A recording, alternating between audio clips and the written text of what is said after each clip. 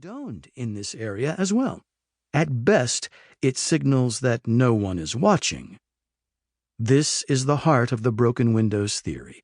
Wilson and Kelling write that social psychologists and police officers tend to agree that if a window in a building is broken and is left unrepaired, all the rest of the windows will soon be broken. Why?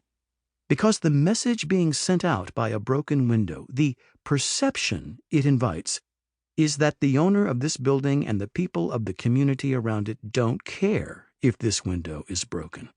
They have given up, and anarchy reigns here. Do as you will, because nobody cares. Wilson and Kelling suggested that a broken window, any small indication that something is amiss and not being repaired, can lead to much larger problems. It sends signals, they said, that the bad guys are in charge here. No one cares about maintaining some kind of order, and anyone who wishes to take advantage of that situation would be unopposed. It leads to lawlessness, a kind of anarchy by neglect. Just as physicians now recognize the importance of fostering health rather than simply treating illness, so the police and the rest of us ought to recognize the importance of maintaining intact communities without broken windows, they wrote. Years later, Wilson told me in an interview that the idea behind the broken windows theory had to do with the responsibility of the police to take seriously small signs of disorder, because people were afraid of disorder, and there was a chance disorder could lead to more serious crime. Still, critics of the theory greeted it with skepticism, believing that attention to small infractions would necessarily decrease the amount of attention that could be devoted to much more serious crimes.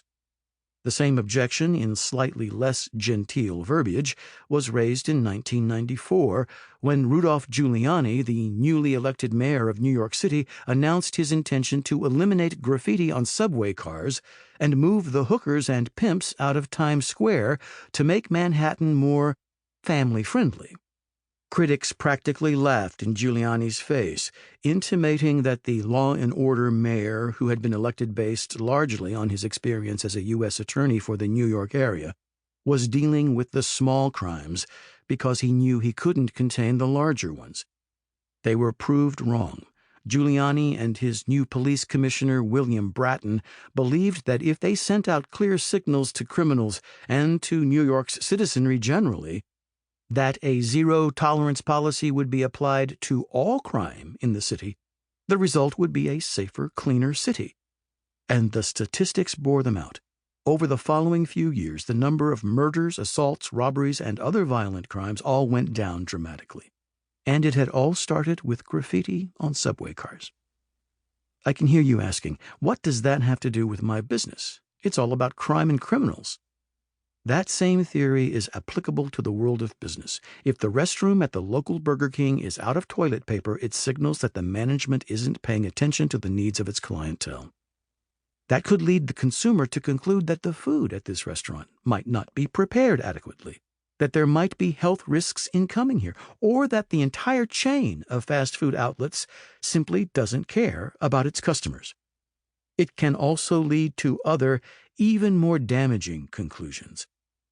Charles Ferruza, a writer on Pitch.com, related that he had walked into a restaurant bathroom so dirty, I honestly believed that my hands were cleaner before I walked in than when I walked out. A post on the website of National Purity LLC, a chemical blender and contract packager, quoted Ferruza and added, "A comment like that from a customer is like a bad dream." A comment like that posted on a social media site where it can be viewed and shared by countless people, that's like a nightmare.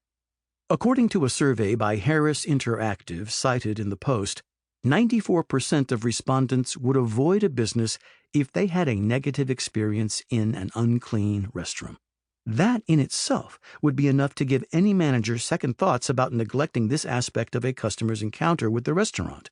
Word of mouth would amplify that concern to a certain extent, but the availability of social media as digital megaphones to broadcast those experiences to the world is a game changer in successful business management.